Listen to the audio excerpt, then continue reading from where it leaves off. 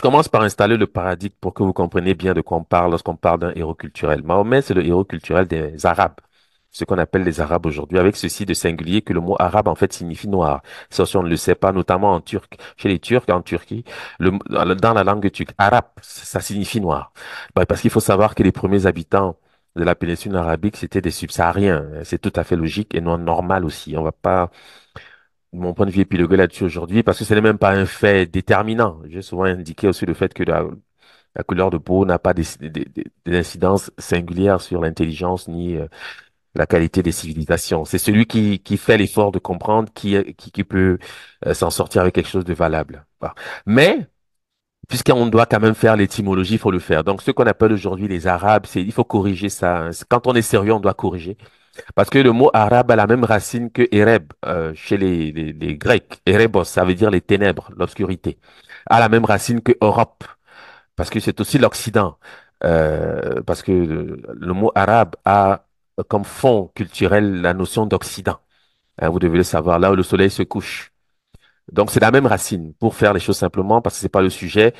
Mais quoi qu'il en soit, c'est une tradition qui existe. Et cette tradition revendique un premier être humain, c'est-à-dire qu'il est appelé Adam. Mais il faut savoir ce que c'est. Adam, c'est le cuivre.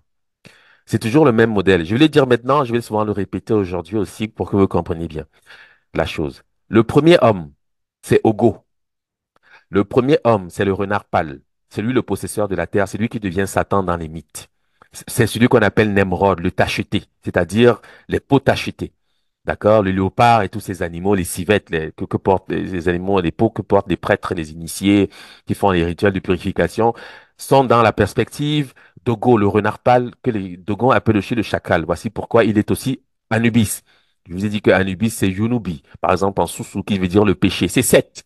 Anubis, c'est un avatar de Seth. Mais on cache Seth, on met en avant Anubis pour des motifs qui seraient longs à développer aujourd'hui. Bon, on peut passer par le Como, les traditions subsahariennes pour expliquer ça, mais aujourd'hui, c'est vraiment pas le sujet. Je veux juste poser la chose pour que vous compreniez bien le paradigme. Et ce paradigme est soudanais. C'est pour cette raison que les premiers ancêtres des peuples subsahariens sont en général des albinos. J'ai donné l'exemple pour ne citer que ce que je peux immédiatement discuter. Chez les Bassa du Cameroun, il est appelé Nanga. Nanga, Nanga vient du mot Nang, qui signifie ponter, c'est-à-dire celui qui fait le pont, le pontife. Mais chez les voisins des Bassa, c'est-à-dire chez les Ewondo, Nanga, c'est l'albinos. Hein. C'est l'albinos. Donc, ce schéma-là est toujours le même. Pourquoi? Parce que c'est Ego qui va arracher le premier placenta, qui va arracher le placenta, il va naître prématurément et il va donc fonder la terre. C'est lui le possesseur de la terre. Hein. Vous devez vraiment le savoir. C'est la raison pour laquelle Adam signifie rouge. C'est le cuivre. Hein. En acadien, Adam c'est rouge, Dan c'est de couleur foncée rouge, acadien, Adama, tout, etc. Enfin, je ne veux pas lire tout ça. Vous avez la possibilité de lire avec moi, ok? Ces mots qui évoquent la couleur rouge, quand on dit rouge, imaginez roux, cuivre, d'accord? Et c'est Seth, d'accord? C'est de lui qu'on parle. On va l'appeler Seth, on va l'appeler Ogo, on va l'appeler Pemba chez les Bozo, les Malinké, les Bambara. C'est la même personne, le même individu, si on parle ainsi, pour que ce soit bien clair. Et il revendique les mêmes attributs. C'est normal. La Terre a été, enfin, l'univers, le cosmos a été fondé sur ce modèle. C'est ça la loi fondamentale. Après lui vient le Fils, qui est celui qui est vu, qui vient donc le combattre sur son terrain pour faire reculer l'obscurité que lui veut absolument faire perdurer. C'est lui qu'on appelle Horus, qui va donc être en opposition. Et nous sommes Horus dans ce monde, c'est-à-dire ceux qui sont là pour fonder la civilisation. Hein. Cette Pemba, Ogo, ce sont des anti-modèles. Hein. Ce sont des anti-modèles. Mais ils sont toujours dans l'image du premier, toujours. Et c'est là un paradigme que vous devez saisir. C'est fondamental. Il ne faut pas vous imaginer d'autres fables, d'autres histoires qu'on peut vous raconter. Non. Donc c'est normal quand on représente Adam et Ève, couleur chair, ou si vous voulez blanc. Ce n'est pas une erreur culturelle. Ceux qui pensent que c'est une erreur culturelle, c'est parce qu'ils ont l'idée que l'homme est né en Afrique. Mais les albinos sont des Africains. Enfin, ils naissent en Afrique. Donc il n'y a là aucune difficulté de compréhension quand on fait l'effort d'être intelligent. Mais comme Ce sont souvent des lieux où la passion s'exerce à cause des histoires de race, de couleur de peau des gens. Moi, j'aime pas aller dans ces terrains parce que moi, je suis un être culturel. Je valorise la culture et les civilisations. Et je sais que ça n'a rien à voir avec la couleur de peau des gens. Quand on est un idiot, on est un idiot, peu importe sa couleur de peau. Quand on est brillant, intelligent, on l'est. Peu importe la couleur de peau, d'accord? Et chacun est capable de le comprendre, vous voyez? Donc, je dis, il faut simplement connaître la loi fondamentale, c'est-à-dire la volonté de Dieu telle que la chose a été faite. C'est comme ça. Et quelles que soient les cultures que vous prenez, vous aurez toujours le même modèle. Parce que c'est la science qui a derrière ceci. Il y a tout ceci est en relation avec la chimie, est en relation avec la physique, les mathématiques, tout cela. Mais on utilise des personnages pour expliquer, des images pour expliquer les choses. Mais on peut traduire tout ceci du point de vue, j'allais dire, purement scientifique. Quoique ce que nous fassions dans ce contexte est encore de la science. Mais bon, avec des métaphores pour illustrer les choses, hein. Maintenant, je vais parler du nom du prophète de l'islam pour vous expliquer que c'est un héros culturel. C'est lui qui fait entrer ce qu'on appelle récemment les Arabes dans l'histoire. C'est un héros culturel qui va fonder leur civilisation. Donc, c'est un roi fondateur. S'il est roi fondateur, ça veut dire qu'il est dans la perspective des Nemrod, des Tachetés, c'est obligatoire. Soit il est jumeau, soit il est albinos. C'est soit l'un, soit l'autre. Certains vont choisir la stratégie des jumeaux, c'est le cas des Romains avec Remus et Romulus. Mais les jumeaux et les albinos, c'est la même chose. J'ai souvent expliqué ça à plusieurs occasions. L'albinos, c'est le produit d'une gémellité contrariée. C'est quelqu'un qui devait naître, enfin, c'est des jumeaux qui devaient naître, mais à la place naît un albinos. Mais ils ont la même charge symbolique. D'accord? La même charge symbolique. Bon. Le nom arabe, Muhammad, a de nombreuses variantes. Vous le savez, on va dire Ahmed, c'est encore son nom. Ahmed, Mehemet, c'est la forme turque, je pense que vous le savez. Muammar, c'est encore son nom. Mahmoud, c'est la forme des Perses. C'est son nom, c'est toujours son nom avec des mutations phonétiques. Hein, mais n'imaginez pas que ce sont des noms différents. Je le dis parce que on n'a pas tous la facilité de comprendre ce qu'on appelle des mutations phonétiques, hein. Mais je le dis parce que vous devez savoir que c'est le même nom, hein. Que ce soit Ahmed, Mehmet, Mahomet, peu importe, hein. Mohamed, Mahmoud, c'est lui, c'est ce nom-là, ok? Bon. Quand vous ouvrez les ouvrages musulmans, donc de l'islam, qui veulent vous expliquer son nom, on vous dit que son nom signifie le loué, à cause d'une racine que je présente ici, qui est le participe passif d'un verbe qui est hamada, qui signifie louer, ok? En arabe. On dit Amida, il a loué Hamd. Quand on dit par exemple, parce que ceux qui sont subsahariens ici le savent, parce qu'on a souvent des formules qu'on emprunte à l'arabe, quand on dit Hamdulillah, Hamdulillah, ce genre de choses, ça veut dire gloire à Dieu, louange de Dieu. Hein? C'est le Hamd là, quand vous en, Illah, c'est Dieu dans les langues sémitiques, ou on peut dire Illah ou Allah, c'est la même chose, ok? Donc, quand on dit Hamdulillah, c'est pour dire gloire à Dieu ou louange à Dieu. Ce Hamd-là, c'est ce Hamd qui est censé former la racine du nom Mohamed. Voici pourquoi on dit que son nom signifie le loué. Je dis ceci. L'argument que vous suivez quand on veut vous expliquer son nom, c'est un argument incomplet. D'accord? Et c'est un choix discrétionnaire fait par les docteurs de l'islam pour orienter la compréhension de son nom dans un sens. Mais ça masque une autre réalité qui est beaucoup plus précise. Je vais vous expliquer ça. Mais je vous dis déjà que cette étymologie qu'on donne, elle est juste parce que le mot Amada a son sens dans ce contexte, mais c'est un paravent pour masquer la réalité même de la chose. Et la réalité de la chose, elle apparaît ensuite. Ok? Ce nom que porte le fondateur de l'islam repose sur l'assonance, c'est-à-dire l'homophonie. Je vais plus expliquer la pertinence des homophonies. C'est comme ça qu'on explique, c'est comme ça que fonctionnent les mythes, en fait. Et c'est comme ça qu'on construit l'image des héros culturels. C'est par le principe de l'homophonie qui est la base de la science chez les Soudanais. De toute façon, je l'ai souvent expliqué aussi, je pense que vous le savez. Donc, je vous dis ceci. Le nom que porte le fondateur de l'islam, Mahomet, Muhammad, ok, repose sur l'assonance entre le verbe amada, loué que je viens de présenter, et le mot amada. C'est le même mot, en fait, en arabe, mais qui désigne un type de paysage désertique composé de hauts plateaux rocheux durs, en grande partie arides, où la majeure partie du sable a été enlevée par la déflation. Maintenant, ce sont des termes savants qui ne vont pas vous inspirer grand-chose. Mais je vais aller dans le détail pour vous expliquer ce que c'est que la hamada. OK? Je vais citer ici un auteur, de Saint-Martin. Il écrit à propos de la Hamada. Le texte est un peu long, je vais prendre le temps de le lire pour que vous compreniez bien d'où vient le nom du prophète de l'islam. Je dis ensuite, en arabe, le mot Hamada, qui désigne la partie la plus désertique du désert, est quasi homophone. Si ce n'est homophone, de Hamid ou Hamoda, qui sont des noms masculins courants similaires à Ahmed, Ahmed, Mohamed, Muammar, Mahmoud, mais Ahmed, bien sûr, étant la forme turque, comme je l'ai dit. C'est cette correspondance qui fait transparaître le rapport que le fondateur de l'islam entretient avec la figure du roi fondateur, qui est toujours un albinos. Sauf qu'ils utilisent la stratégie du désert parce qu'ils savent que c'est Seth. Ils savent que ce sont ces lieux.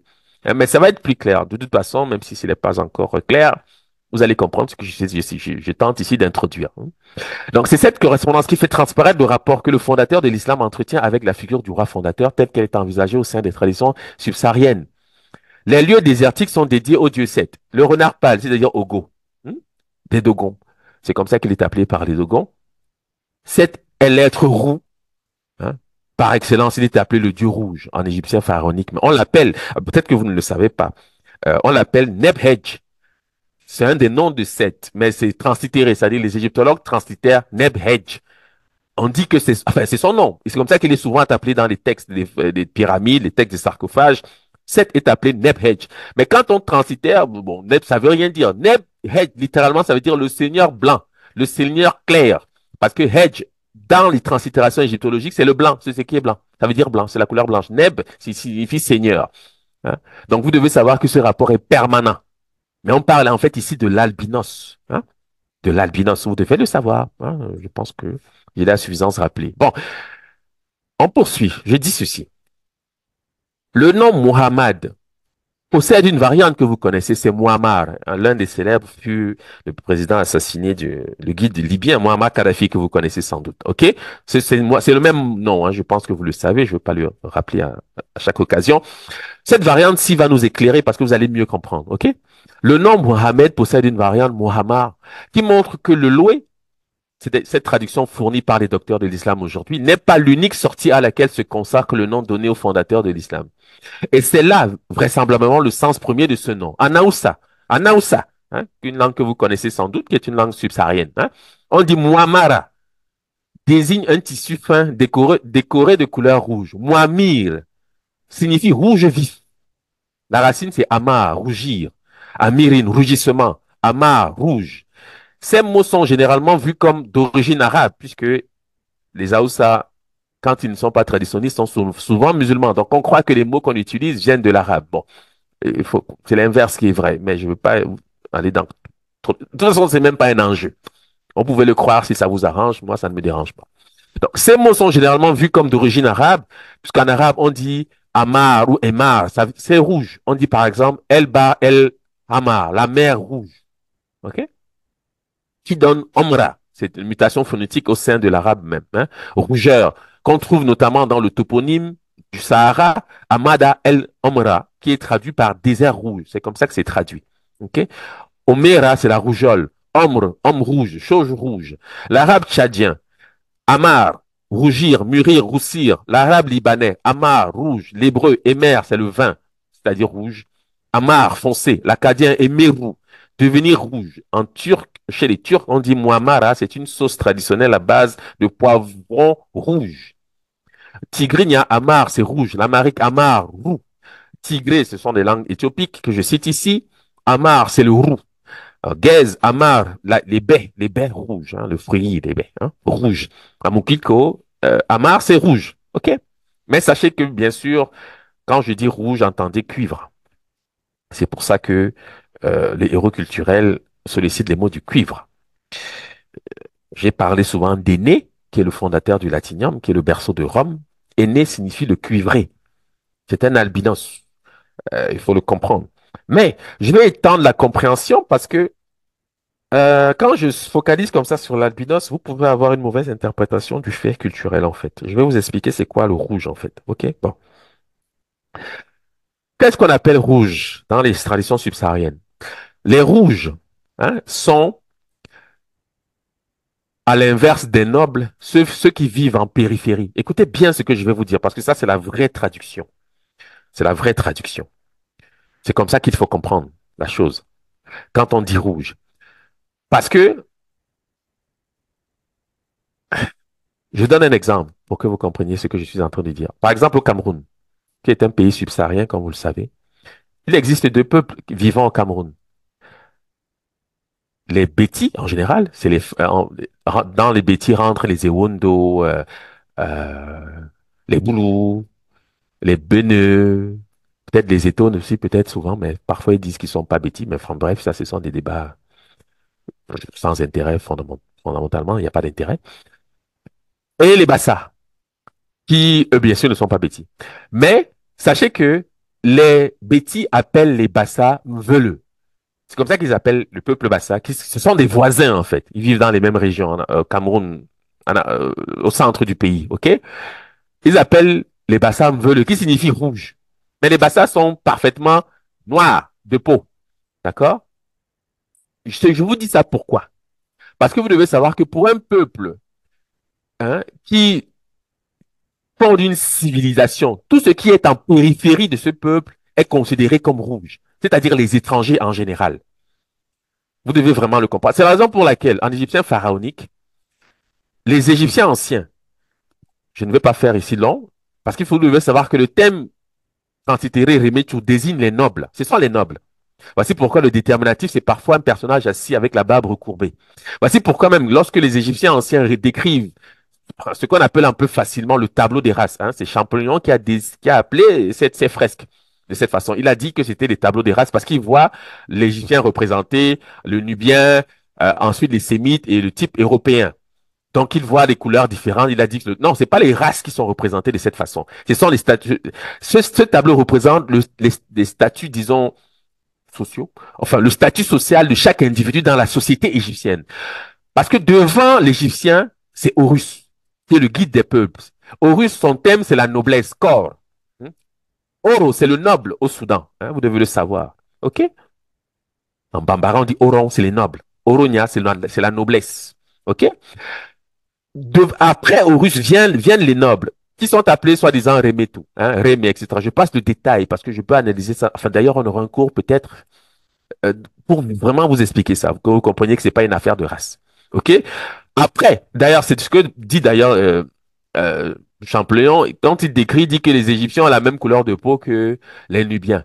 Mais sachez que le thème des Nubiens, c'est le thème de ce qui est, enfin, ce qu'on appelle les gens de caste, c'est-à-dire les Nyamakala, qui sont réputés rouges. Voici pourquoi, en égyptien pharaonique, le nom des Nubiens est translittéré, d'après les Égyptiens, c'est Nehesi. Mais ce nom-là, Nehesi, c'est le Swahili, c'est Nahasi, qui désigne le cuivre en Swahili. Mais c'est un mot qui, autant, dit croit-on vient de l'arabe, mais les langues éthiopiques utilisent les mêmes formes. Nahas, c'est le cuivre. Et c'est ça le nom des Nubiens, soi-disant, en égyptien pharaonique. C'est-à-dire mais ils sont noirs de peau, les Nubiens. Je pense que vous le savez, je vous apprends rien. Mais ils sont réputés rouges. C'est la même chose pour les peuples couleur chair, c'est-à-dire qu'on appelle traditionnellement les Blancs. Les Sémites et le type européen, qui ont aussi des noms. Je vais y revenir parce que vous n'avez pas les graphiques sous les yeux. Ce serait pour moi compliqué de vous expliquer toutes ces choses. Si vous ne savez pas de quoi je parle, c'est pas la peine d'insister. Mais je voulais vous dire ceci. Pour bien insister que quand on parle du rouge, c'est pas forcément la personne qui a la couleur peau chère, c'est-à-dire l'albinos a priori. Non, non, non, non, non, c'est sûr. J'insiste là-dessus parce que c'est récurrent au Soudan, vous allez souvent l'entendre de cette façon. Mais les rouges, en général, pour le Soudanais, le subsaharien, quand il dit les rouges, il fait la distinction entre le noir et le rouge. Le noir, c'est l'intérieur, le rouge, c'est l'extérieur.